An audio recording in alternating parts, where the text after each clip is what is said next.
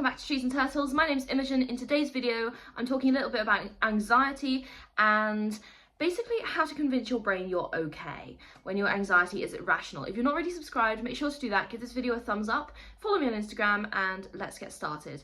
Does anyone else think the camera's kind of wonky? Let's see if I can fix that. There we go. That's better, isn't it? Okay. Anyway, how to convince your brain you're okay. Anxiety sucks. Even when we're not in physical or emotional danger, sometimes our brains can't stop thinking, what if, and stressing us out. That's literally one of the biggest symptoms of chronic anxiety, which I have had for many years. Unfortunately, I've had a lot of experience with this. So, I have some top tips to convince your brain that you're okay. And the first one is one that I learned in therapy. So do a body scan. This is a technique my therapist taught me as a teenager, and it involves sitting in a comfortable position.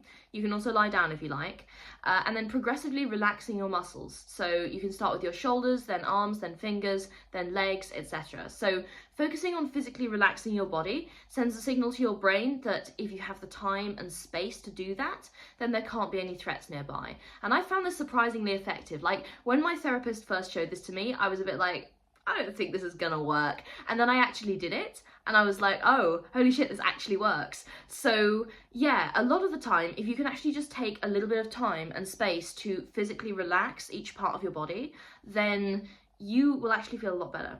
And I was skeptical, but it works. Right, number two, I always recommend this one, music. I am the biggest advocate of using music to support your mental health. If you don't already have a favourite artist or genre of music which calms you down, then make it your mission to find one. If you've been on this channel for any amount of time, you will know that my favourite band saved my mental health on many occasions. I have a poster for them here.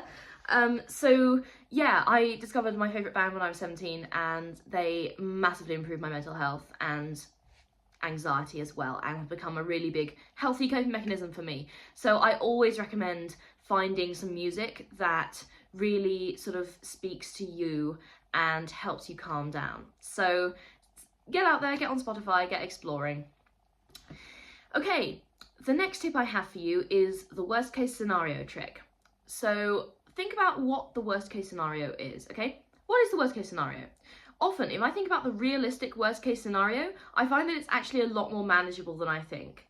This move really helps me chill out, because even if the worst thing I can think of isn't able to upset me, then I've got nothing to worry about.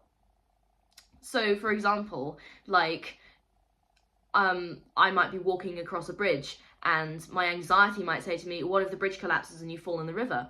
But then I'd be thinking, okay, all right, let's entertain this worst case scenario. What if the bridge does collapse and I fall in the river?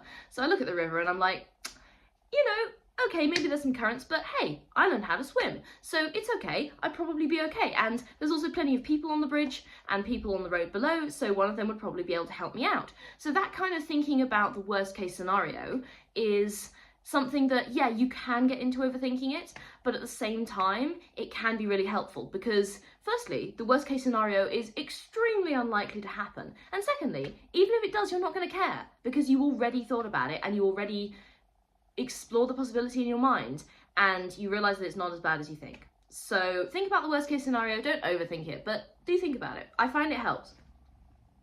Okay, the next thing I want you to think about is the 5 years ago trick, and this is one that I've developed gradually because it took me a while to realise, but I want you to think about what you were worried about 5 years ago. What were you worried about 5 years ago? Have any of those fears come true? I bet you can't even remember what you were worrying about 5 years ago. And even if you can, I bet none of those fears materialised in a significant way. So for example, 5 years ago, I was worried about... What was I worried about? I was worried about not getting into university and not getting good grades.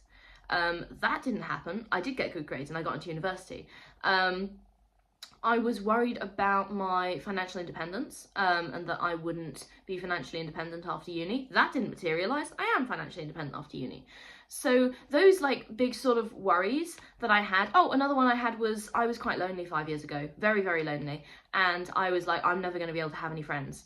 Today I have many wonderful close friends. So that didn't materialise either. Okay? So use the 5 years ago trick. What were you worried about 5 years ago? If you can't even remember, then chances are none of those bad things happened. And also, the implications for the present are that all the things you're worrying about now are not going to matter in 5 years. Like, you're not going to remember them in 5 years. They're not going to materialize in 5 years, okay? So use the 5 years ago trick. I found it really helped me. And the final one, this isn't going to apply to everyone, but I found that it's something that really enormously helped me, and there's no shame in it, and I feel like it's still stigmatized a lot, so I want to destigmatize it and normalize it as much as possible, and that is medication, okay? There's no shame in talking to your GP about medication.